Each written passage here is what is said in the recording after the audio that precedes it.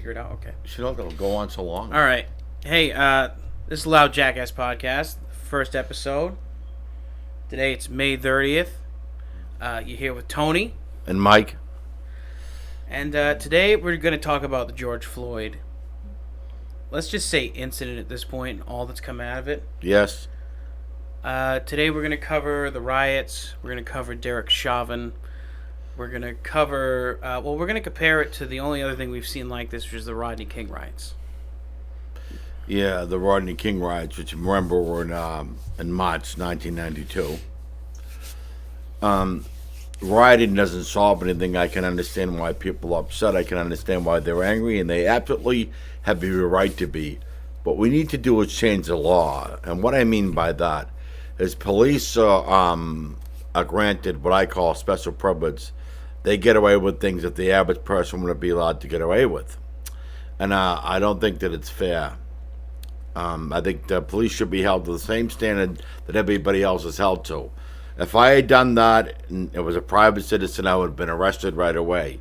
Now, later on, if they decide not to charge me or they do charge me, whatever, I would have been arrested immediately. Right. And I think the officer should have been arrested right away. And if later on they don't charge him or whatever, he should have been arrested right away, just like everybody else. I don't think it's fair that he got to walk around for 4 days and the average citizen would have been arrested right away. The police aren't any better than anybody else, and they should be treated just the same. And until they are, people are going to continue to protest. Things need to change. Yeah, I think that they were too slow to catch on and do everything. I mean, firing all four people is one gesture, but you know that people are going to be upset. Everyone's been in the house because of this, BS virus. They've been sitting at home, they're amped up, and then you have something that lights the powder keg on fire and starts a bomb, essentially. They should have been quicker to not only fire these people, but to say, pending an investigation, they have been fired, and depending on what this investigation yields, there may be charges filed. Police in the United States are allowed to arrest someone, no matter who they are, and hold them for 3 days until they charge them.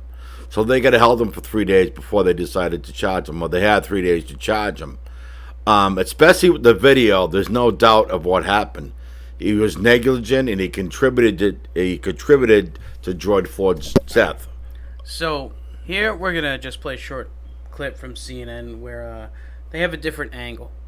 Now, you've seen the original video, I'm sure, by now. If not, go check it out. We're not going to play it on here. We're playing this video from a separate angle where you can see all of the officers involved. So let's just play this clip real quick.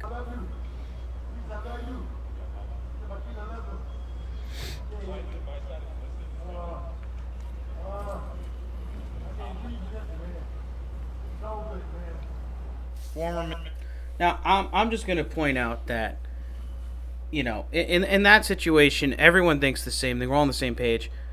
No matter what the blue wall of silence is, and, if you don't stick up for other cops, that they're going to, not help you when you're on a call and stuff like that. All that BS, we all said the same thing. How come one of them didn't get up? Someone who, like the guy in the middle of George Floyd back, could have gotten up, taken the other guy and be like, hey, don't do that. There's people that's not only illegal and breaking protocol, but guess what else? I'm going to lose my job, my livelihood, my pension. My entire life's going to be screwed up because of one action of another officer. If someone had just gotten up and been like, dude, Derek, you can't do that. Pulled him off. Now, Derek still would have gotten in trouble, no doubt. The other cops probably still would have gotten in trouble. But there could have been an avoidance of the situation had one of them stuck up and been like, dude, you can't put your knee on the back of someone's neck. All the other three cops didn't lift a finger, and in fact, they made a couple of remarks about his breathing. If he's breathing, he's still talking about something that he couldn't get up. I don't know exactly. Anthony, what exactly did they say? Because that's important, because they made a sarcastic remark while he was handcuffed on the ground about him being... In the original video, Derek was talking to George on the ground. He was like, tough guy, huh? He said that. And I guess one of the cops also said, don't be such a big baby. I'm sitting there thinking to myself, this is the mentality that you have at this job, and you can clearly see the dude suffering. Not only did he, I think he pissed on himself, but his nose was bleeding. I don't know about you, but if someone's nose is bleeding and they're not prone to nosebleeds or anything like that, that's a clear sign something medically is wrong with them. Yeah, but the other thing is, just saying. This is supposed to be business, police related. It isn't supposed to be personal. So you shouldn't be calling out insults. Now I have other issues with this as well. Once he's handcuffed and he's on the ground, he's no longer a threat. So once he's handcuffed, he's no longer a threat. Why is somebody's knee in his neck, and why are 3 officers still holding him down when he's not a threat? And when he says that he can't breathe, if they didn't get off up until that point, second he says they can't breathe, they should have got off him. They didn't. They insulted him. Not only was the first officer just, what's his name? Derek what? The officer. Chauvin. Mr. Chauvin was charged with third-degree murder and manslaughter. I think in the coming days, I expect the next 3 to be charged with the same thing, and all 4 of them need to go to jail for a long time. This is unavoidable, and it was unnecessary, and it's a gross use of police force, and it's criminal behavior. Now, let me point out the reason why they weren't charged with first-degree murder. With first-degree murder, they had somebody on from the DA's office the other day on TV. You have to prove intent. They couldn't prove intent, and that's the reason why it was third-degree murder. All right, and here we're bringing up a story now. We're on the local CBS for Minneapolis, Minnesota, so it's pretty direct. As you can see here, this is basically Derek Chauvin's incident report, if you will. And it says that they're dating back to, 2019, 2017, stuff like that. So, I mean,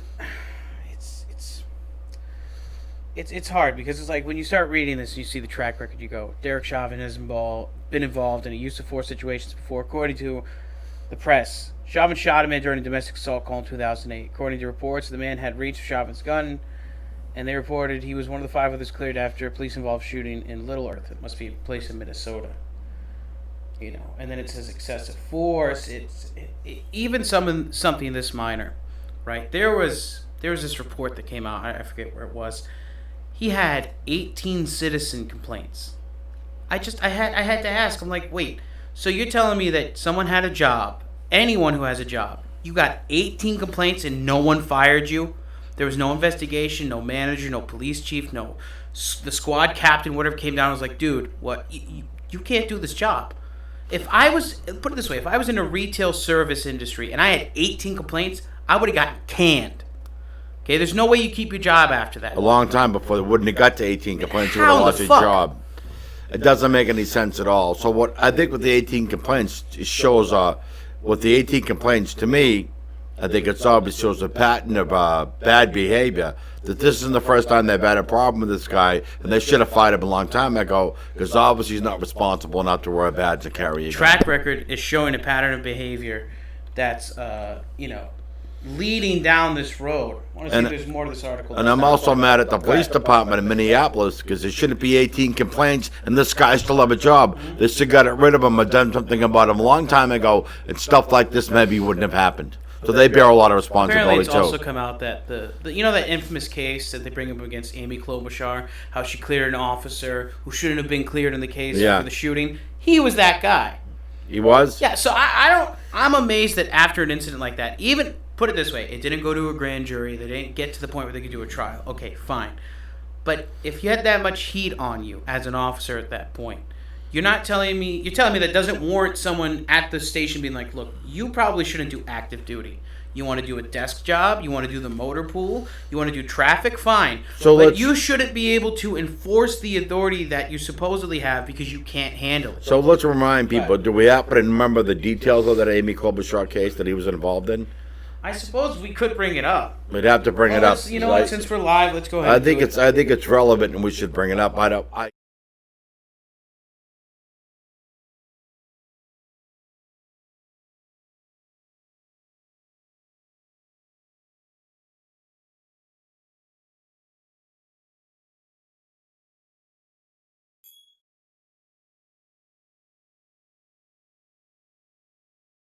Of course, I switched to the wrong screen. My bad. First stream, you're going to have issues. It's okay. So, former Democratic presidential candidate, potential vice president pick, Amy Klobuchar failed to get charges brought against the police officer. Apparently, that's Derek Chauvin. And they're just covering this. They're saying... You need to read the story. I'm going to read this here. So, I'm just going to pick up that. It was 42-year-old Wayne Reyes in 2006 brandished a shotgun at the cops, according to a report by that group there. I'm not going to read all that. The shooting occurred during Klobuchar's tenure as county attorney, but the case didn't go before grand jury until after she left office and later became a Minnesota senator. Okay, in 2008, grand jury ultimately decided not to charge the officers with any... So I was wrong with the grand jury thing. I'm a bit slow, but trust me, we're going to get there. Officers with any wrongdoing in the shooting. Klobuchar, who had floated as possible VP pick for Joe Biden, also did not criminally charge other cops involved in more than 24 officer-involved fatalities that took place during the time as prosecutor from 1996 to 2006. 1999-2006. What are the circumstances regarding this shooting with this officer that day, though? That's what we need to find. That's what we need to figure out. Well, it's what it's saying. It was a 42-year-old man by the name of Wayne Reyes in 2006 who brandished a shotgun at the cops. Now, I know that the training is if someone pulls a gun out, like the, I forget the name of the guy, I'm sorry, my mind's getting racked here. Remember the guy, it happened within like the last 2 years, who was in the car with his kid in the back seat, his girlfriend in the back seat next to him, and he said that he had a gun, and then he was going to go reach for his wallet and he got shot. And the mentality is if you hear the word gun or you see a gun, shoot. I don't think it's warranted in every single situation, obviously, because this man could have potentially been nonviolent. But again, let's see if there's anything down here about the rest of the case. Oh, okay. I'm going to read ahead for a second. Doesn't seem to be... It doesn't mention anything. Look. I'm not even gonna go that deep. But our point of bringing this up is to show that this officer, it wasn't the George Floyd case was not the first time he acted inappropriately, and people could question his motives or his behavior or his actions as an officer. Have been more than one time in the past where this has happened, and he probably shouldn't have been in the force at the time when the George Floyd death. He should have been fired or retired or whatever. Not allowed to be a police officer. Put it this way: if in 2008 he was in this major of a case where it got, I'm imagining national press coverage. At that point, I would just say, you know what, you're fired. Okay, there's not. For instance, you have all these other complaints that come in, all this other stuff. Okay, you have this major one that comes out. How do you still have a job? And in my opinion, and a lot of people's opinion, it's gonna be like, look, I'm questioning your ability to safely execute the job that you're doing, and not only a job with a lot of responsibility. If at this point in time I'm questioning the nature of your ability to do this job the right way, you shouldn't have it. Well, the other thing too is once you get so many complaints, you ask for the fourth, fifth, or sixth complaint. I don't know what the magic number is, but at some point, it's not. I mean, 18's high. It's citizens' complaints, fine. But then you have these other incidents which are known about that aren't citizens' complaints, and something as massive as an officer-involved shooting that had a questionable outcome. Right. So I guess the point is when you put it all together, at some point it starts becoming a coincidence, and it has to do with you as a pattern of behavior. Yeah, it becomes a pattern of behavior instead of a coincidence. And at some point, how long do you let someone be an officer of the law? This was the average job work for the average company. Mm-hmm. Long before that many violations and warnings, you'd be fired. There's only so many times you can mess up. But police officers keep on making mistakes, do things wrong, everything, and they still able to have their job. And that needs to change. There needs to be reform in how things are handled when things go wrong for a cop. And you have questions as opposed to answers when they're involved in something. Now, there's one thing that needs to happen, and they should make this a federal law, and it hasn't happened yet. Anytime there's an incident with a police shooting, anything like that, and a death inside a police station, the federal government, an outside agency, somebody independent with no bias needs to investigate, not the own department. All right. Speaking of bias, we're going to move on to this little tidbit that's been recurring around the news.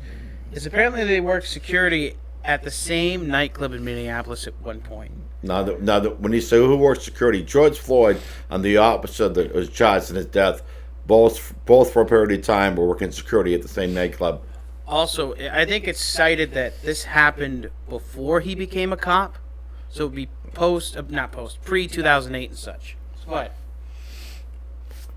It could have been a while back. It's just, I'm not going to go and jump the gun and say that there was intent here in his actions, but it could come out that there was. Again, we only know so much on the fact that we're not inside of, the lawyer's office knowing what the facts are and such. So we can only get so much. Now, I'd like to add something to that. No. Also, it says, God, there's a lot to read here. Hold on. Well, Shaw's off-duty job of the God, I suck at pronouncing stuff. Nuevo Rodeo Club stretch over 17 years until a few months ago. Holy shit, he was working here a few months ago. A few months ago, he was working here at the same club. Okay, dozens by African-American promoters. Don't turn this into a race thing, people, please. Okay. I told him I was... Okay. It's just... Look, I'm not going to argue intent with this. It's hard to say whether or not that when he arrived on scene and he saw George Floyd that he recognized him. But chances are he did, because I remember the people I worked with. He might. I mean, I'm just saying. Yeah, there's a chance he did. No. Well, I'm just going to... Beforehand, I'm just going to say this. They all worked in the same thing at the club. It wasn't like one guy was a club promoter / he goes in the back and gets supplies. They're both working security. So the chances are they had to have face-to-face interactions with each other every single time they go to work. Now, the reason why they didn't charge him with first-degree murder is they can't prove intent. But by watching the video, he purposely held his knee in his neck. And then, one of the things the most troublesome, when Floyd says he can't breathe and he got bystanders yelling at the cop, he still doesn't let go of the guy. He still doesn't take the knee off his neck. If that's not intent, then I don't know what is. I think it is intent. I do, because of his behavior. It's odd that you would say that kind of stuff. I know people go, oh, it's direct, it's murder. Okay, you have to prove mens rea, which is under the law, which means intent. That you have to be knowledgeable of the fact that you want to commit this specific crime and do this specific action. The reason why they're doing third-degree murder and manslaughter is because they're not going to immediately go, well, we can prove that when he arrived on the scene, he wanted to kill George Floyd. Yeah, but there's one other thing. Let's mention this. This is really important. We should have said this before. The medical examiner has already done his autopsy. Now, let me say what he said. And the family has hired a second, Michael Bolden, a second former medical examiner to do a second autopsy. The first autopsy, which has already been done, the medical examiner concluded that the manner of death cannot be totally attributed to strangulation.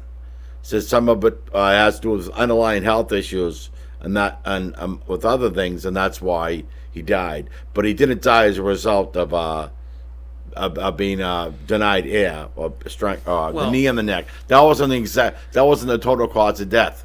But I'm going to say this. Unlike the Eric Garner case... It was a contributing factor. Right. Unlike the Eric Garner case, though, there's a point where it's like using a certain amount of force, they stopped using the certain amount of force. The guy was saying that he couldn't breathe and he died. And they're saying he was overweight, he had heart issues, all this, that, and third. George Floyd, it was direct result. You put in your knee on his neck, and then he passes out. Because they never let him. They never released the pressure. Never let him go. Yeah, it's not like the dude got up, stopped putting a knee on his neck, and they rolled him over, and he's like, "Oh, I can breathe again." That never happened. But the other thing too is when on the video, when they go to get off him and get him up, he's already unconscious. All right, and now I think it's an apt comparison. The Rodney King riots. Now, I watched a documentary on Netflix a little while back, and it pretty much was everything that when I was literally born in 1991, it was like, oh, no Rodney King riots. I don't know what that is, right? So as I grew older, I was interested about it, learned about it. So I'm checking this out, this documentary, and it's like, well, there was the tension that the Korean store owner, the lady, shot a young black girl who was shoplifting. Okay, and that had racial tensions. You had Al Sharpton out there, I'm pretty sure, and Jesse Jackson protesting and marching. Okay. And then the Rodney King situation happened. I'm not going to say it's similar to this. Now, it is police brutality on someone who's black. Again, I don't care about what someone's race is. If your rights are being abused, that pisses me the fuck off. Period. You don't need, in the Rodney King video, they had 4 cops beating the shit out of that guy. Right. With nightsticks. And I don't even know why they pulled him over, but it was a minor... He was speeding, he was high, he was going down the freeway really fast. It was a potential danger to the community. Now, Rodney King, has some massive balls because he comes out after everything has happened and his face is healed up and he makes a public announcement. Can't we all just get along? I was wrong. I made a mistake. And I'm like, you know what? He's right. He did make a mistake. But I'm not justifying 4 cops treating him like he's a fucking pinata. There's no justification for that at all. Not Okay? even close. It'd be one thing if he had a gun and he was going to shoot one of them and they hit him one time. But that's defending yourself versus just treating someone like a pinata, which it's a joke, but it's the fucking truth of the matter. Someone else's rights are being abused in the case, and it just, it kills me because it's like, we shouldn't say you beat him like a pinata. We don't mean to say that to be wise. But it's an old case. It's an excessive use of force, and there's no justification for it. I'm trying to bring a little levity to the situation because of how fucked up the subject matter is. But here's the thing: these riots are incredibly comparable in the terms of people in the media, online, everywhere. Well, not online because they didn't have the internet back then like we do today. But they were stoking the racial tension to a point where it erupted. Now, here's the thing that I don't get. The Rodney King trial, it happened. They got acquitted. The riots happened. It was like what was it? But there's no way they should have been acquitted. No way should they have been acquitted. No. All of them should have gone to jail, and they should all still be in jail. Yeah. So here's the thing. You do the timeline of events, and you're like, okay, I'm watching this. I'm thinking to myself, wait a minute. This makes sense, in a sense, how people are angry at the end when the trial was like they've been acquitted. This hasn't even gone to a fucking trial yet. Literally, the charges were about to be filed in the middle of the riots. And here's the thing. I have no problem with a peaceful protest, okay? I was watching a video last night about the Oakland protest. And you have these people screaming in the cops' face, fucking pigs! Pigs need to die! And I'm like, I get peaceful protest. Now, I wouldn't do that because if you could piss off the wrong cop and get your shit smacked, okay? I'm just saying.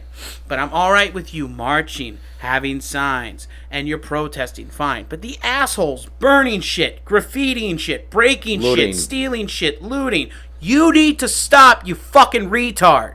And this is the thing that pisses me off. I think it's just a lack of fucking intelligence with a lot of these people who are doing this shit, no matter what color you are. You know better, don't you? Weren't you raised right? Didn't they teach you not to fucking steal shit? Even if... Here's the thing.